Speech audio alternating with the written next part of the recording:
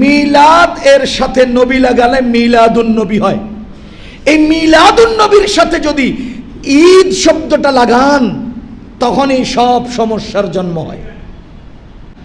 যখন মিলাদুন নবী থাকবে তখন আমার রাসূলের মিলাদ আমার মাথার উপরে, আমার জবানে, আমার কলিজায়, আমার মসজিদে, আমার মাদ্রাসায়, আমার দোকানে, আমার অফিসে, আমার স্কুলে, আমার মাদ্রাসায় সব জায়গায় চলবে মিলাদুন নবী, মুহাম্মদুর রাসূলুল্লাহর মিলাদ। কিন্তু যখন মিলাদুন নবীর সাথে ঈদ এসে যাবে তখন সেটা আর আমার থাকে না। খ্রিস্টানদের কাজ আমাদের মধ্যে কেন ঢুকাইলেন?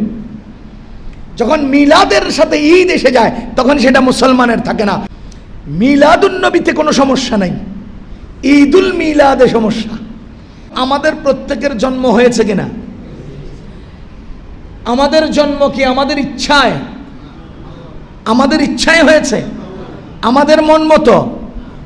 এবার বলেন আমাদের নবীজির জন্ম হয়েছে কিনা? তাহলে মিলাদ নবীজিরও আমাদেরও সবারই মিলাদ আছে, নবীজিরও আমাদেরও সবারই মিলাদ আছে। মিলাদ আলোচনার জিনিস, পালনের জিনিস না। আপনার জন্ম কিভাবে হয়েছে আপনার দাদারে জিজ্ঞেস করলে বলতে পারবে, মাকে জিজ্ঞেস করলে বলতে পারবে, বা বড় ভাইকে, বোনকে, চাচিকে, দাদিকে জিজ্ঞেস করলে বলতে পারবে। কেন? কারণ তারা দেখেছেন, তাদের বর্ণনা থেকে আমরা শুনতে পারবো লোকটার কিভাবে জন্ম হয়েছে।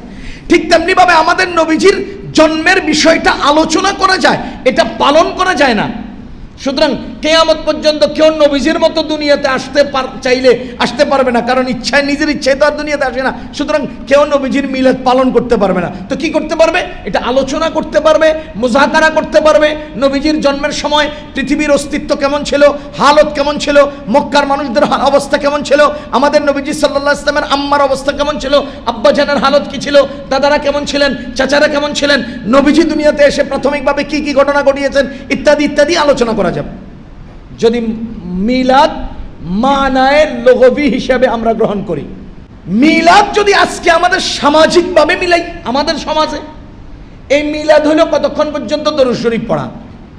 এই যে দোকান উদ্বোধনের সময় কি ভাই মিলাদ পড়াইলেন না? আমি আবার মিলাদ পড়ানি বলি না, আমি তো মিলাদ খাওয়াইলেন না। আমার এক মুসল্লি দোকান উদ্বোধন করছে, আমি বললাম কিরে ভাই মিলাদ খাওয়াইলেন না? তাই আমার দিকে চেয়ার হয়েছে। আমি যেই মিলাদে মিষ্টি থাকে সেই মিলাদে লোক বেশি থাকে, যে মিলাদে মিষ্টি কম থাকে এই মিলাদে লোক কম থাকে, তাইলে খাওয়ানটাই তো আসল। এটা মিলাদ এখন খাওয়ার জিনিস হয়ে গেছে। তো যদি বলেন দরুদ শরীফ মানে মিলাদ, সাল্লাল্লাহু আলা মুহাম্মদ, এই টাইপের টেনে টেনে কিছু বলা, এটার নাম যদি বলেন মিলাদ, তাহলে আপনি রাসূল সাল্লাল্লাহু আলাইহি ওয়াসাল্লামের জন্মের ওই শব্দটাকে আপনার এই দোকান উদ্বোধন, তারপরে অন্যান্য প্রতিষ্ঠান উদ্বোধনের এখানে প্রয়োগ করলেন কেন?